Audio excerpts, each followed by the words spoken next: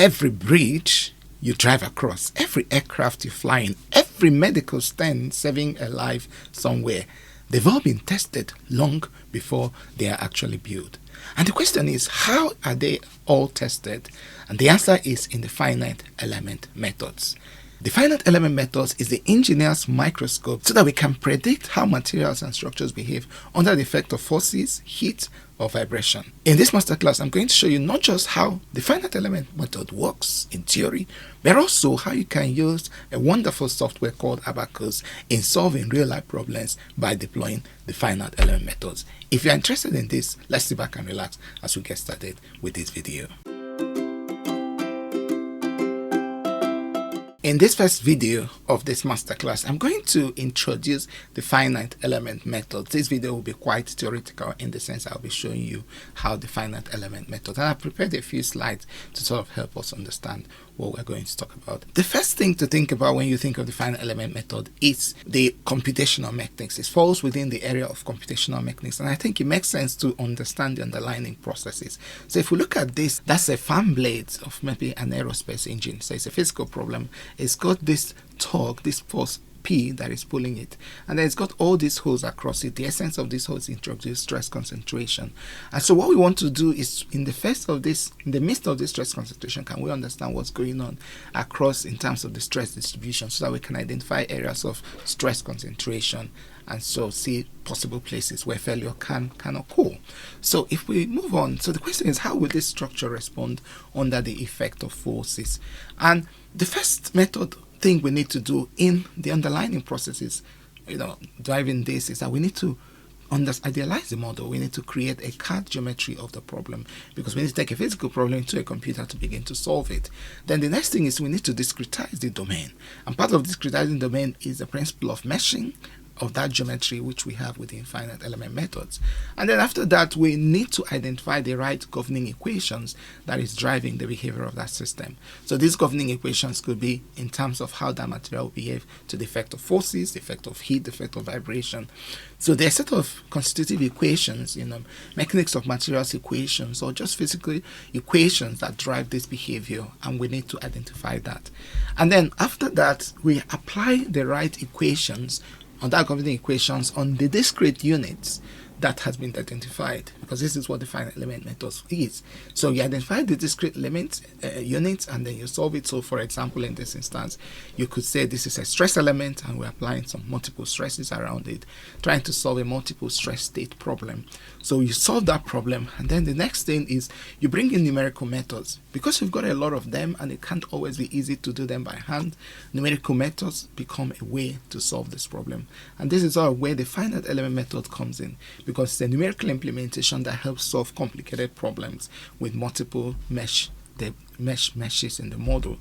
And then after you've solved the numerical models in each discrete unit, then you integrate it, you assemble these numerical solutions, begin to create a stress map across the domain which defines what's happening in the whole structure. So this integration assembly of the numerical solutions then gives us a pictorial representation of what's happening with the problem. And so in the end, what you find is that the stress element, the physical problem we started with, now begins to look like this in terms of the virtual or the numerically generated solution, where you see then different color intensities telling you about this one stress, and some are very low stresses. So at this point there's not a lot of stress, but in regions in red there are a lot of stresses. So this workflow is what computational mechanics is about, and also this workflow mirrors what finite element method is about. So therefore, the finite element scheme as a solution is one scheme that makes numerical methods work, and that scheme at the core of this is this discretization of a complex domain into smaller units, and that is called discretization. So it's a process of converting a continuous body into discrete units that can easily be solved within a numerical scheme. And in principle, so the physical problem, we discretize it into meshes, and then we get a numerical solution. So in that discretization is a beautiful step, because it means you can split a complex domain into tiny units, and then you begin to solve that. Also, discretization in itself it's not the only thing. There are actually different ways you could do a discretization and solve problems. So if you look at this flowchart, we start off with computational mechanics is the domain we're working in. We are applying a lot of numerical methods. So many numerical methods depend on discretizations. And so we could have the finite difference method, this numerical method, the finite element methods, finite volume method, the spectral methods, boundary element methods, and the mesh-free method. So these are different numerical methods that can be used to solve discretization problems to ultimately give us a problem solution. So interestingly, within finite element methods, what we have is a discrete unit that is sort of continuous across the domain, and in that continuity you have the element with its nodal coordinates and node ends. With the mesh-free methods, a lot of time it's just simple dots that you discretize the domain as simple dots, not without an element, more like nodal dots across different domains. So each of these, the boundary element method doesn't concern itself with what's happening within the domain. It looks at only what's happening at the boundaries. So the whole solution is concentrated at boundary and it's sort of negligent of what's going on in the middle. The finite volume method and the finite difference method tends to work very well within the area of computational fluid dynamics, where you are sort of interested in flow regimes. So instead of having a fixed domain, you have rather a volume in which the material flows in and flows out, and you want to sort of virtually assess what's going on in that domain. So all of this is defining a discretization modality, and you're trying to use these numerical methods to approach the problem involved in that modality. So if we then look at what really is a finite element method. So I've given you a definition here. I said it involves a systematic methodology where a continuum, for example, the physical domain we had, is divided into finite elements, and each of these elements are called for short elements, and at the corner of these elements they are connected by nodes so that you can obtain approximate solution of the physical problem. So at the core of this definition is the word approximate solution. The finite element method never gives you the exact solution. What we are always trying to do is to approach exactitude by minimizing the possible sources of error. The actual discretization process in itself introduces error. And so we are always trying to minimize error within the finite element solution, and that error could come from different places, from the geometry, from the material model description, from the boundary conditions chosen, from the solution implementation style, whether explicit or implicit. All these contribute to defining whether the solution is going to be accurate or not. So we are always hunting for an approximate solution, and the finite element methods works on finite elements, made up of elements and nodes. So why is it necessary? Why are we even considering this? Again, if you're new to this, the first thing is that the engineer wants to solve practical problems for the benefit of the world. And some of these practical problems, yes, they are analytically possible, but a lot of them are quite challenging. So many physical processes, engineering and science are described by partial differential equations. Most of them, whether it is heating, whether it is stress, and whether it's displacement, they could easily be defined by some partial differential equations. And the finite element method is really a solution of a partial differential equation.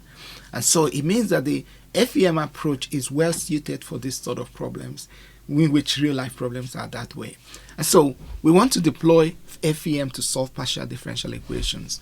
But the interesting thing here is that analytical methods cannot always solve most of these problems. As powerful as the partial differential equation, ordinary differential equations can work, partial differential equations are, they are always quite limited in solving some quite complicated problems. For example, if you see damage happening, or for example, you're looking at the impact absorption of structures under dynamic loading, excessive vibration, areas of singularity during the loading of a model of a structure, for example, in bending. So all these areas are quite difficult to solve with analytical solutions.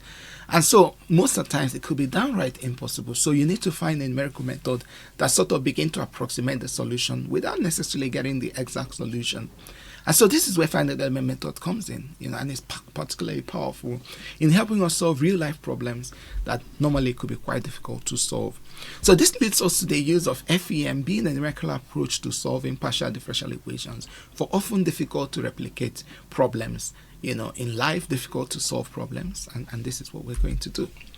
So at the core of the finite element method is what I call that integration of the discrete solutions. Yes, we describe a domain and solve a problem, but at the core of that is the discrete solutions. And there's a powerful software that can help us integrate and assemble the solution both numerically and visually, and that is called the FE solver, the finite element solver. So the solution of the partial differential equation for temperature, for stress, for fluid flow, etc., associated with the physical problem is often complicated as the elements start to grow. So because we have a lot of elements, you need to find a way of harmonizing all that. So the finite element solver is a software developed specifically to implement the solution of partial differential equations that relate to the discretized model, so that it can then assemble the solution and we'll begin to see our outcome in a visual format to understand what's going on in terms of displacement, stress, history, temperature, evolution in the model. And the way I like to visualize it is that it's essentially an integrated scheme where you've got discrete units with certain boundary conditions in terms of the stress histories, temperature histories, displacement flow, fluid motion around them. We've got all that around those discrete units. And we want to be able to integrate all that, not only solve it, but integrate that so that you get a holistic solution that represents the physical problem. And so this is my, visual pictorial representation of the FE solver. So it operates by using numerical methods to integrate solutions from discrete units of the problem domain in order to determine the desired solution, which, like I said previously, is always an approximate solution. All right, so let's go back and look at the FE solver. So there are several types of FE solvers. In fact, on this channel, I talk extensively about ABAQUS, and other people talk about things like ANSYS and other software tools. And when we talk about FEM, this is typically what we always are talking about.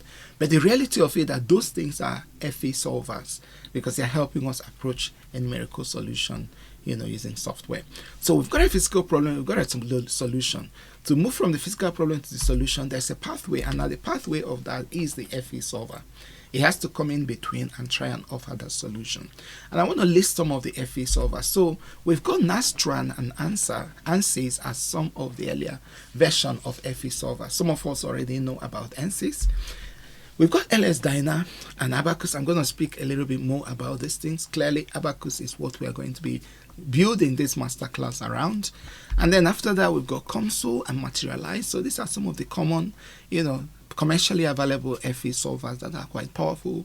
They are very excellent in terms of what they are being used for.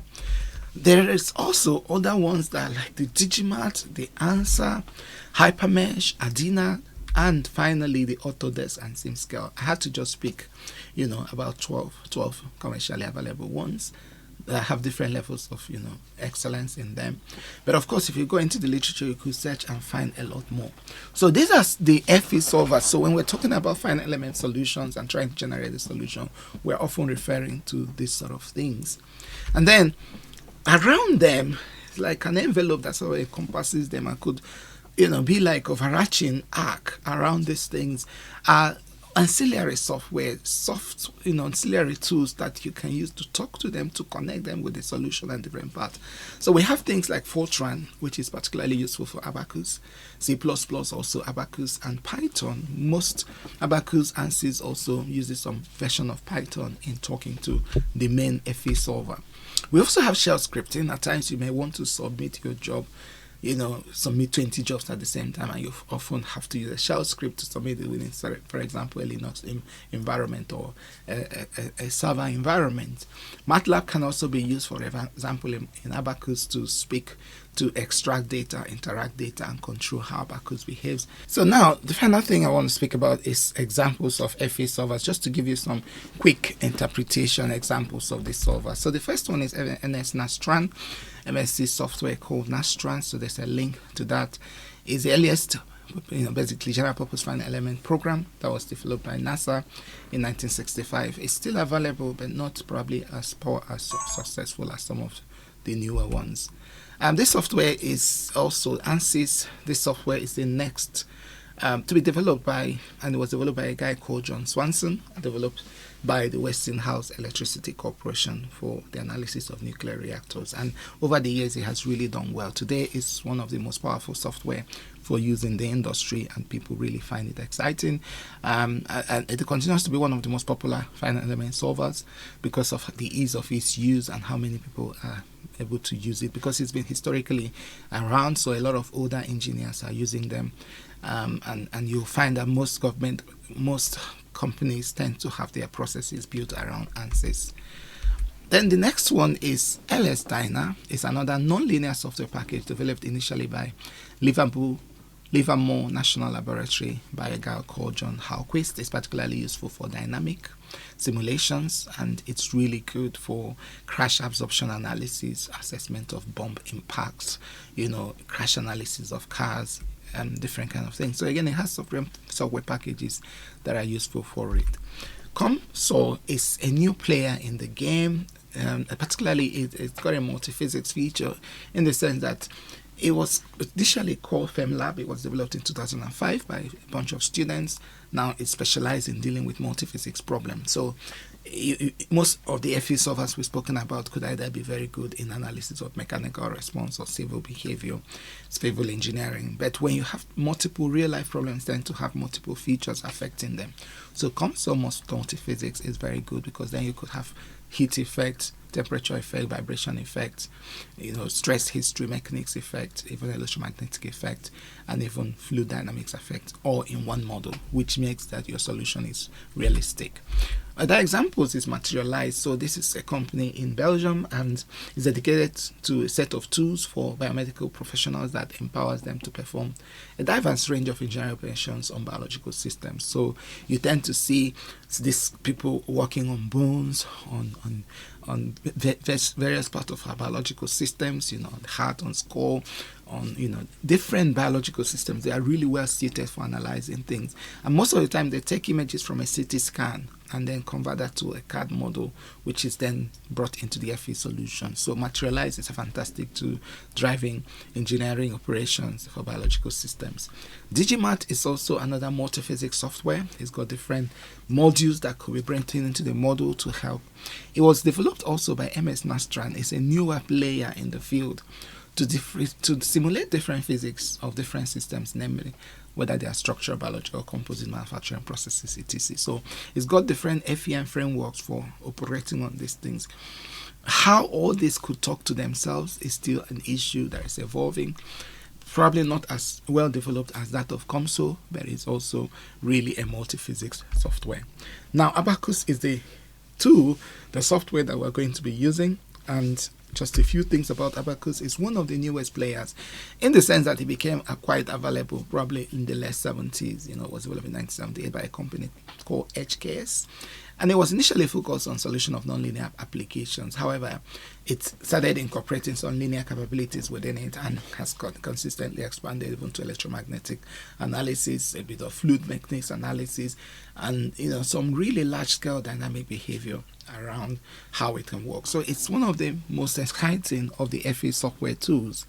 It's got a lot of developmental capabilities and continues to be more impactful, especially because the companies that developed it has also got other companies around it. The 3DS company, the similar company that developed it, has got other engineering products, services, set of products that can be complemented within ABAQUS to make it all the more exciting. So my prediction is that in future, ABAQUS will be the key player in the field of finite element modeling, simply because of the suite of software that is available through this software and through the people that own the company. It was the earliest software with opportunities for the user to add new material models and elements to models. So for example, user-defined elements, user-defined material models. In the past, these things were set in stone, but ABAQUS allowed the user to use a user subroutine to introduce those thoughts into the code. And then again, this is why it's also very powerful, because all of a sudden you can create competitive advantage to yourself by simply using the user-defined material models and elements. What is in this ABAQUS package? So essentially, like I said before, we've got the ABAQUS CAE, which is a CAD type design environment. My next video will be explaining about this CAD environment. There are solvers associated with it. A standard solver for dealing with implicit integration problems called ABAQUS Standard. A nonlinear FE solver for dealing with explicit integration of complex problems involving complex contacts and time-dependent loads. This is called ABAQUS Explicit. We've got the fluid dynamics version of it, which is called ABAQUS CFD. This with advanced computational fluid dynamics problem, and then ABAQUS Electromagnetics specializes in complex magnetic work. There's also another one about ABAQUS Acoustics, for dealing with acoustics, and many more. Recently, they introduced the ABAQUS Multiphysics by trying to find a way to integrate different physical domain within a solution. There's also what they are looking to incorporate, a cloud offering, but these are all at very early stages of development. A micromechanics module, which again is also at early stages of development. So the company continues to increase, the software continues to expand, and I can only imagine in the future this will be really mainstay of our operation within finite element modeling. So this is why I want to make these videos about them. And just before I leave, I want to speak briefly about some ancillary software. They are not the main FEM framework, but they also help in talking to the finite element solution. So for example, Fortran is a general purpose programming language widely used for development of user-defined material models for the FEM process, and ABAQUS uses this extensively. C and C++, they are general purpose programming language. They allow for structural programming, and C has influenced the development of a wide variety of other programming languages and development of operating systems like Unix, like Linux, etc. So it's really also a useful ancillary software.